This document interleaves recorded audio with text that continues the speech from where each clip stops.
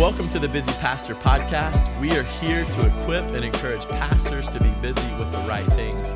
My name is Gibson, and as always, I'm joined by my co-host, Trent Stewart, the lead pastor at Foothills Church. And today is part 2 of our discussion on the question, what is the pastoral job description?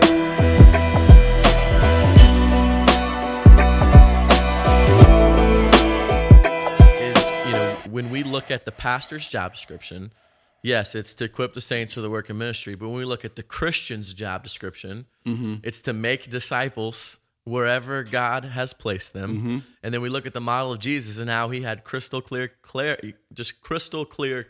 Yeah.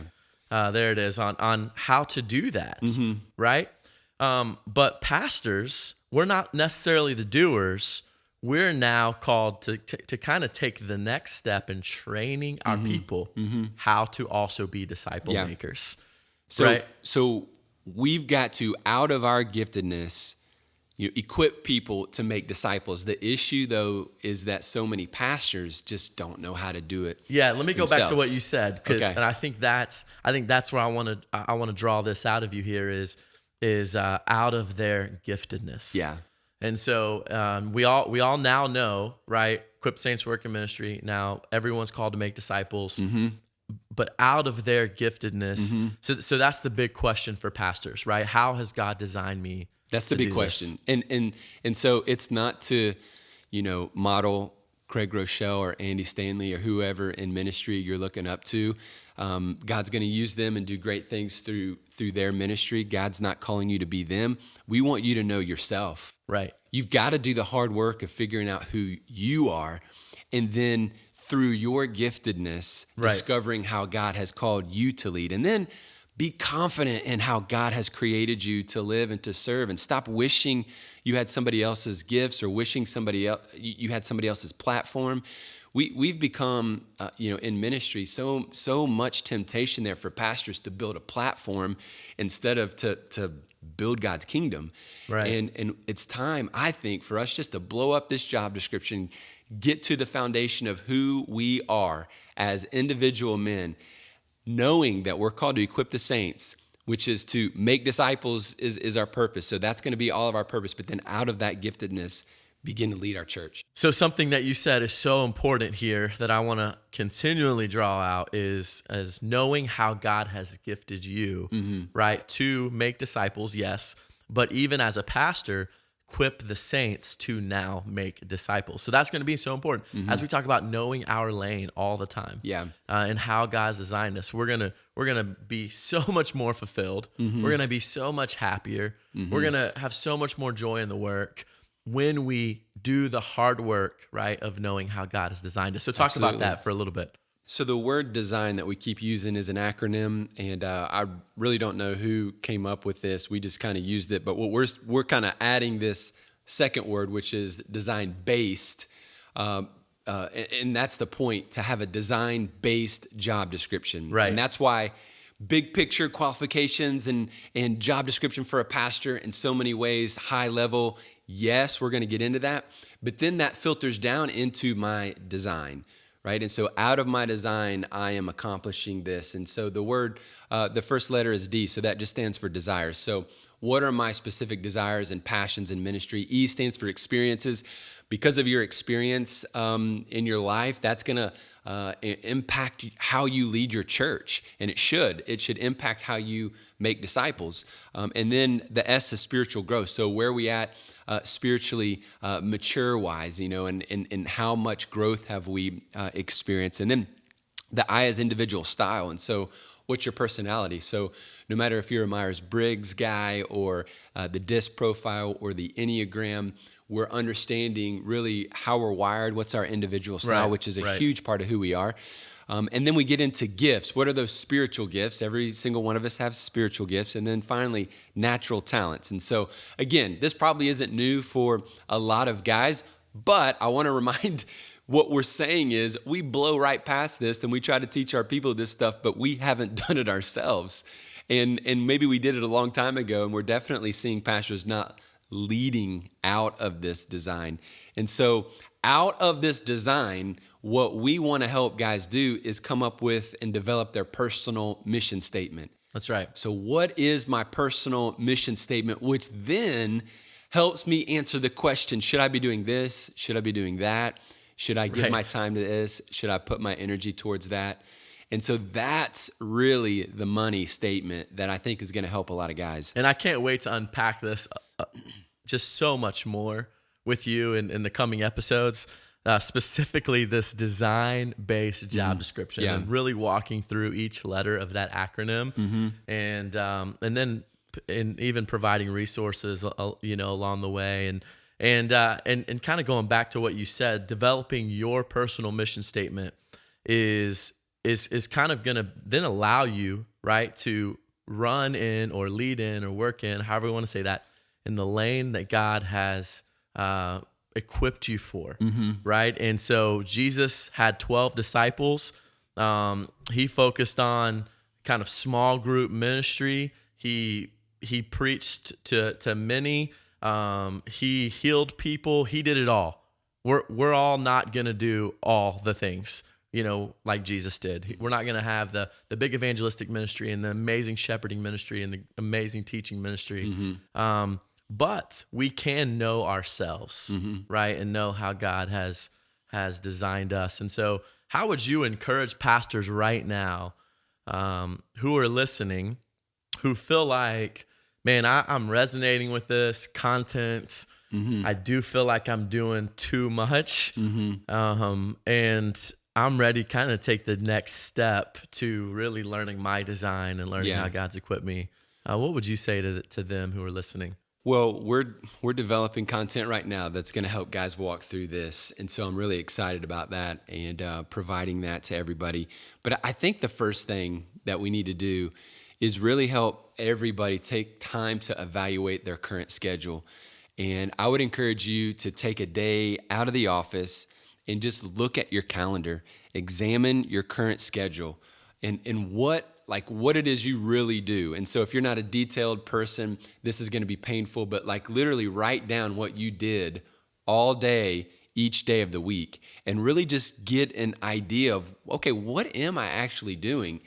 And then start to see and identify things like what in that week was really sucking the life out of you. Like you hated this part of the week. Right.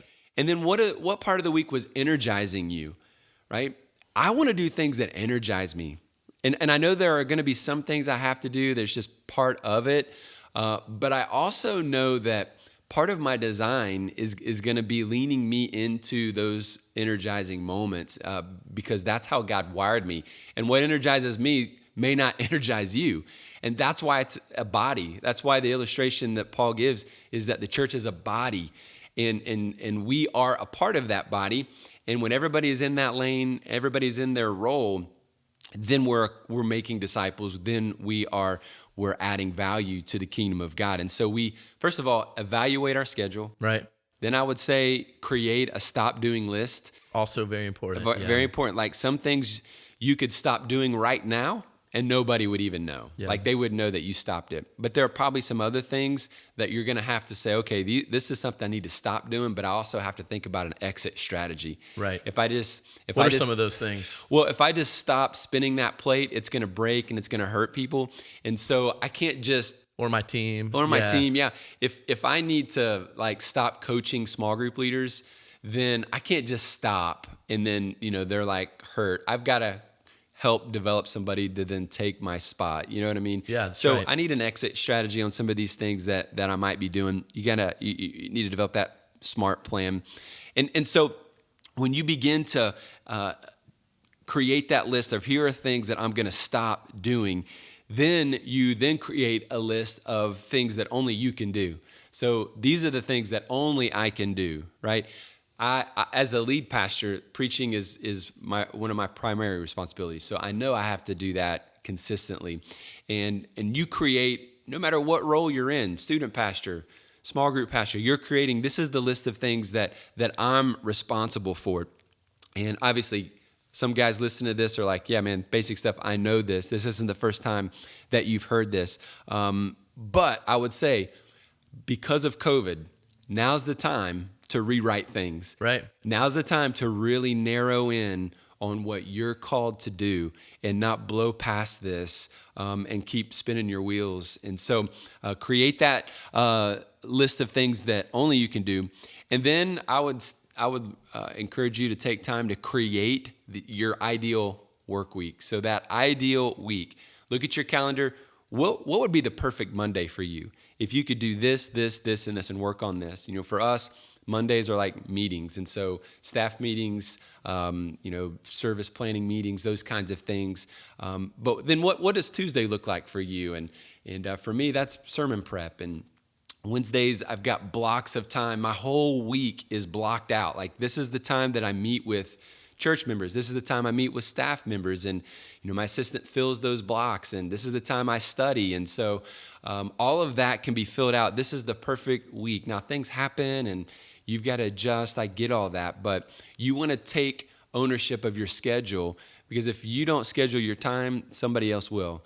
And that's part of getting back to the job description that is design-based. I want to be serving and leading my church out of my giftedness and not just filling up my calendar with stuff that's not going to necessarily impact people's life. Yeah, so I love what you said. If you don't schedule your calendar, someone else will. Yeah. I think that's an amazing point. And so evaluate your schedule, create a stop doing list, create a list of things only you can do, and then create your ideal work week. And again, like you said, many people will be like, yeah, okay, I get that.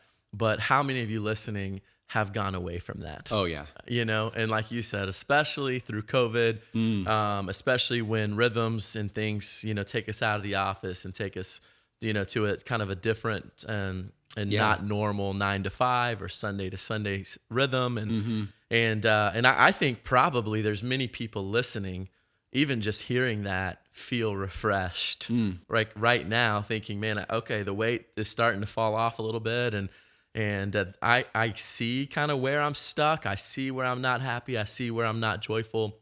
And we hope this gives you permission, right, to change what you're doing and get healthy and be busy about the right things. Yeah. And you mentioned a moment ago, you have an assistant. And, I think that's a great thing to think about for guys maybe who are at, churches of 100 to 200 who are listening. And they're like, well, man, I can't, maybe I don't have that in my budget, right? But I've led ministries where I've not had an assistant in my budget, but I've always had an assistant, right? And because it's knowing your gifts and knowing your strengths, and maybe there's volunteers around you. And I can't wait to get into that conversation. Oh, absolutely. How we can really build teams around our weaknesses and our strengths. And so after we create our ideal work week, Trent, and really spend the hard work on owning our calendar so our calendar doesn't own us, what should we do next? Yeah. Well, let's start talking about a design-based job description. Okay, so first of all, let's start with your position. What role are you playing? Are you the children's pastor, small groups pastor, lead pastor, whatever? Start with that position, and you look at that job description that your pastor gave you. So hopefully if you are an associate pastor on some level, your pastor gave you a job description. If not, okay, that's a good conversation. You might want to meet with them and just say, hey, what would you create for me? What do you really want me to do? I think that would be helpful. By the way, don't ever take a job that they don't give you a job description. But you start with his vision. You start with, the direction that God has given your lead pastor and the role that he sees needed in your church. So this is what he is asking you to do, right? Don't just try to change something that your lead pastor hasn't blessed. Yeah, that's what we're not saying to do. No, we're not, He needs to be behind this, and he needs to lead in this, and you need to submit to his authority. And you need to make sure that this is being built out of, a heart and blessing to get to a healthy job description. And so basically, what is that job description that he gave to you? He may not want you to do things that you're actually good at, right? You might be good at the big evangelistic nights, but he wants you to be better with leading small groups. And so that's going to be a tension. You want to be busy with his direction. That's right. So be busy with the vision of your church. Don't fight your lead pastor. I love that. So submit to his leadership. If you don't like that vision, you need to begin to pray through and just continue to build out what your perfect job description or design-based job description would look like, but don't derail him. Don't build silos in your church. Don't talk badly about him. Get on his bus. Get in the seat that he wants you on the bus, or get off the bus. That's huge. I don't want us to forget or try to circumvent leadership in the church. That's huge for me. As a lead guy, I wouldn't want my guys doing that to me. So if you don't have a job description, go ask your pastor to write one, and then begin to create that design-based job description under his umbrella of vision and direction. What if then I'm the lead pastor, okay, and I don't have a job description? I planted FC, you planted Veritas, nobody gave me a job description. And so good news is you get to start fresh, right? You can begin to write this down and begin to understand what some of those giftedness are and what you feel like you're called to do. And out of that design come that passion and vision and what you're called to do. Yeah. So to recap, what is the pastor's job description? And I want to constantly recap the content that you're bringing out, because I think it's so good. And so to equip the saints for the work of ministry, that's step one. We get that. That is the pastor's one sentence job description. But we're saying we want pastors to be busy with the vision of their church to make disciples, right? So you're equipping the saints and you're teaching people how to make disciples within your overall, or basically under your job description that your pastor gave you, whether you're kids pastor, small groups pastor, worship pastor, youth pastor, etc., and then building out your design-based job description. And so... Yeah, and I'm excited about further conversations, because some people might say, you know what, our church really isn't focused on making disciples. So what do we do about that? And so we're pumped to have that content in the future too, because we got to get clarity in our churches on what is our mission, what is our vision, what is our values. We can't just say, oh yeah, we make disciples, and then how do we know we do that? And how do you measure that? And how can we at the end of the day know that, oh, we're doing a good job, we're actually seeing this happen? Well, I'm excited to really get into that in the future. Yeah, and I think as we begin to pull some of this content out, we're going to introduce next week, I think, a great conversation on just the APEST model of leadership. That's important. And dive into that, and because really the season of life that we are in right now is knowing how God has created us, how God has designed us, and then moving forward with what the lane that He's designed us to live in and lead in and to work in. Yeah. And then once we learn these things well, then we can move forward with being busy with equipping the saints for the work of ministry. Yeah, and let me just remind guys listening, ministry can and should be fun. It should be enjoyable. It is hard, and there is suffering along the way, and there are challenges consistently. But still, when we know how God designed us, when we are in a growing relationship with Christ, there is an unspeakable joy that He gives to us and an energy.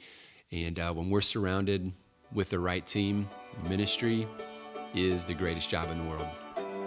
Thank you for listening to the Busy Pastor podcast. We want to invite you to do a few things. First of all, follow us on Instagram @BusyPastor.